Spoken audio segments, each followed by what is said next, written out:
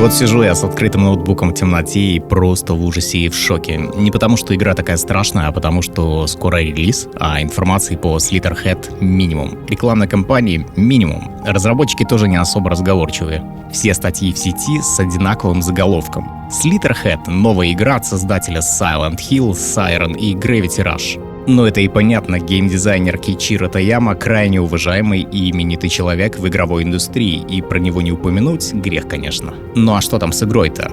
А никто не понимает, что там с игрой, вот в чем прикол. Slitherhead — кошмар для маркетологов. Я бы с ума сошел, если бы мне дали задачу прорекламировать игру так, чтобы она всем понравилась, и игроки тотчас же бы побежали тратить денежки. Только представьте. Ну, вот игра у нас очень странная, такая типично японская. Там, значит, вселяться можно и нужно в других людей и с монстрами сражаться кровавым оружием. Графона у нас нет особо, анимации хромают, харизматичных главных героев у нас тоже как бы нет. Ну, вселяться можно вот да.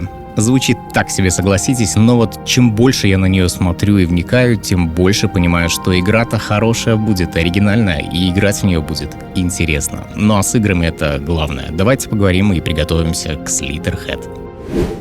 Как я всегда люблю повторять, если вы поймете, кто стоит за игрой, с большой долей вероятности вы сможете предсказать итоговый результат.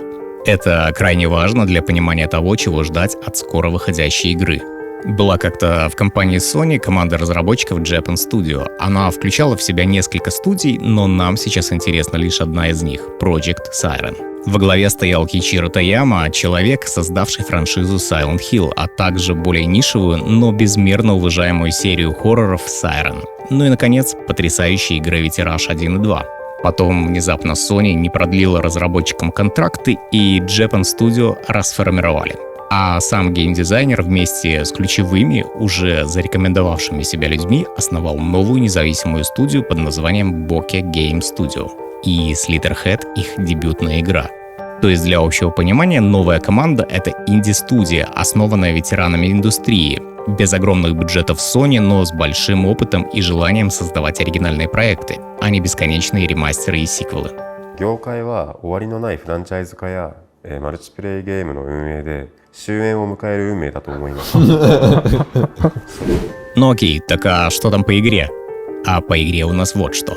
Спустя год после основания студии на The Game Awards 2021 года состоялся анонс их дебютной игры Slitherhead. И все такие, ну окей, выглядит странно и загадочно, наверное, это будет игра в духе Silent Hill и Siren. Как оказалось, все не совсем так, вернее, вообще не так.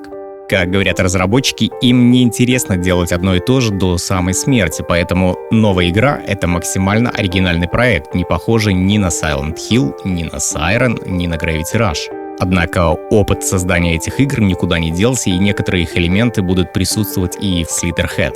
В тот момент многих отпугнула и заставила сомневаться в игре сама концепция, сам геймдизайн, о котором поговорим немного позже. Большинство игроков хотели новый психологический хоррор в духе старых работ студии, а получили не совсем то, что ожидали. Честно говоря, я был в их числе, но потом кое-что пришло на ум. Помню, когда заанонсили Gravity Rush, у меня были примерно похожие чувства. Я просто не мог поверить, что ребята, делавшие крутые психологические хорроры всю карьеру, смогут качественно сделать абсолютно не похожую игру, такую как Gravity Rush. И как же я ошибался. Как говорится, хороший геймдизайнер хорош в любом жанре, поэтому в концепции Slitherhead я не особо сомневаюсь. Теперь-то я понимаю, что по роликам не всегда можно понять, как игра, собственно, играется и воспринимается. И сейчас в этом плане я спокоен. К слову о концепции. Действие игры происходит в вымышленном городе Колон в Восточной Азии. Однако, хоть и город вымышленный, легко прослеживается его связь с реальным городом-крепостью Колон в Китае. Кто не знает, в прошлом это было густонаселенное, но практически неуправляемое правительствами поселение в Гонконге. В реальности его контролировали триады, процветали проституция, азартные игры и наркоторговля.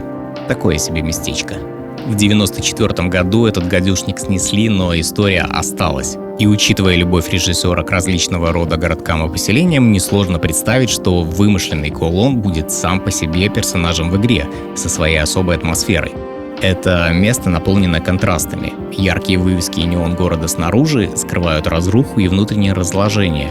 В этом контексте город, вероятно, выступает как символ современного общества, где под глянцевой поверхностью скрываются проблемы, социальные конфликты, одиночество и двойственность человеческой натуры. В Silent Hill сам город был почти живым существом, отражая страхи и переживания главного героя. В Siren это была японская деревенька со своими приколами. Ну а Slitterhead, город Колон, тоже действует не просто как фон, а как самостоятельный персонаж, что, признаем, довольно типично для предыдущих проектов Таямы. Пока что понятно более-менее, но двинемся дальше. Завязка сюжета в тумане, но нам известно, что в Коулонге уже какое-то время живут и охотятся монстры. Откуда они появились, непонятно, но понятно, чего они хотят. А именно, эти существа хотят просто выжить. Они были вынуждены ассимилироваться и приспособиться к жизни среди людей. Монстры, зовут их, кстати, якуши, питаются мозгами жителей города и могут принимать их точную копию, поселяясь в голове хоста, таким образом маскируясь. У них есть своя иерархия и воля, культура и интеллект. Тут на ум приходит невольное сравнение с аниме и сериалом «Паразит», где концепция была очень схожей. Мотив маскировки и иллюзии, используемый в Slitterhead, имеет также общие черты с играми серии Siren. В новой игре эта тема еще более развита. Монстры буквальным образом маскируются под людей, понятно, создавая ощущение паранойи и недоверия к окружающему миру у игрока. В обеих играх присутствует идея того, что зло не всегда проявляется очевидным образом, и монстры могут быть буквально повсюду. На концепт-артах видно, что людей также приберегают на потом, очевидно для питания и использования в качестве инкубаторов. Само название игры переводится как «разделенная голова». Ну и, как вы уже заметили, голова и вправду разделяется, показывая ужасающую сущность монстров якуши.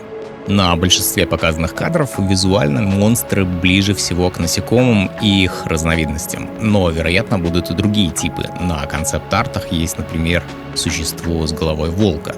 Монстры, конечно, мерзкие, все как мы любим. В сражении с боссом видно, к слову, как за богомолом все еще болтается тело человека-хоста. Какая прелесть. Ранее я упоминал, что в игре нет харизматичных героев. Почему так? Дело в том, что мы играем за бестелесное существо дух Хёку. В начале игры оно не помнит, кто оно, что оно такое. Единственная движущая мысль — убить, уничтожить их всех. Речь, видимо, о монстрах якуши. Ну, я надеюсь на это, по крайней мере. Так вот, этот дух может вселяться в людей в любой момент и брать их под свой контроль. В одной из сцен дух вселяется в человека на крыше, а потом прыгает с нее, в полете переселившись в другой хост. Неловко вышло.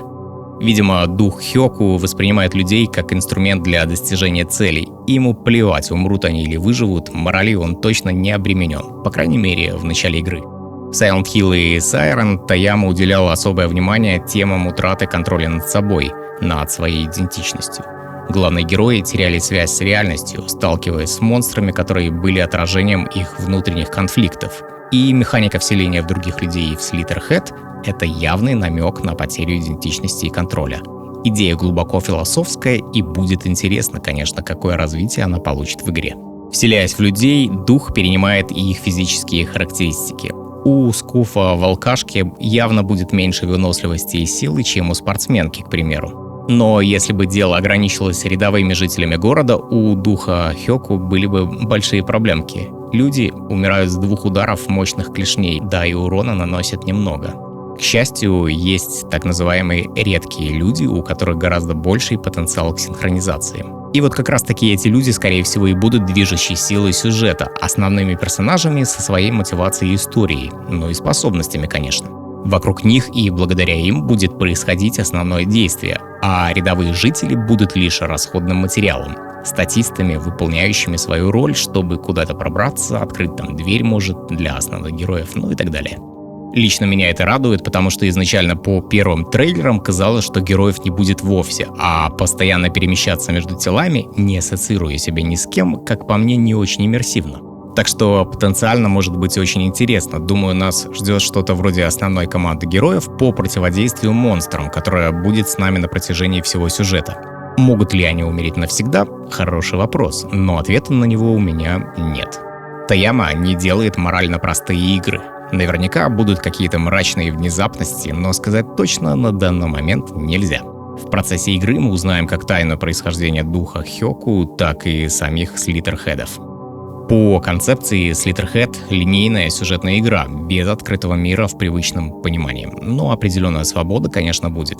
Что касается стилистики в целом, то тут все зависит от того, как вы относитесь к японским играм в принципе. Slitherhead — типичный японец со своими типичными культурными и геймплейными особенностями. Многих это может оттолкнуть от проекта, но не меня. Я такое люблю. Давайте перейдем к геймплею, и это тот аспект, который вызывает больше всего критики и опасений. Но все не так, как оно выглядит на видео, поверьте. Первое, что бросается в глаза, это корявые дерганые анимации, как будто прямиком из 90-х. Спорить с этим бесполезно, так и есть. Однако за этими анимациями скрывается довольно глубокая и продуманная боевая система, вернее даже сказать, совокупность нескольких механик в действии. Я вам сейчас объясню, как все работает, а вы после просмотра этого ролика найдите 20-минутный фрагмент игры, наденьте наушники и попытайтесь представить, как бы вы в него играли. Проникнитесь атмосферой. Могу поспорить, что вы будете приятно удивлены тем, что не все так печально, как кажется по отрывкам геймплея. Уверен, что именно играть в Slitherhead будет крайне увлекательно, ну а к анимациям глаз быстро привыкает. И не забываем также, что, несмотря на громкие имена, игра все-таки это инди-сегмент, без больших бюджетов на графику. Итак, сражение. Перед нами огромный опасный монстр. Мы вселяемся в человека и пытаемся оказать ему сопротивление. Пару ударов, и человек умирает. Мы переселяемся в другой хост. В какой-то момент вокруг монстра кружат израненные, окровавленные пешки, пытающиеся выжить любой ценой. Сразу можно представить тактические возможности только благодаря этой механике. Обычными людьми мы можем атаковать, блокировать удары, видимо, также парировать их с разных сторон с помощью стика геймпада. Можно применять различные кровавые способности, у которых есть время отката. У редких героев, конечно, имеются особенные силы. Ловкая девушка в красном, например, атакует когтями а-ля Росомаха. Мужчина в шлеме орудует мечом, ну и, может быть, выполняет роль танка, пока непонятно. Зажав Shift, мы можем восстанавливать здоровье из луж крови на полу, недостатков которых явно не будет. Вроде как героям могут отрезать конечность в процессе боя, но ее можно регенерировать прямо на ходу. Персонажей необходимо расставлять тактически на поле сражения, когда нужно поднимать их на ноги. Ну и, как я говорил ранее, иногда придется сдерживать монстров силами простых хостов людей, выигрывая время до того момента, когда к бою смогут подключиться редкие герои. Есть какой-то аналог замедления времени, срабатывающий при определенных условиях, ну а способности наверняка же можно будет прокачивать. Короче говоря, выглядит внешне немного коряво, но потенциально интересно, еще раз повторюсь.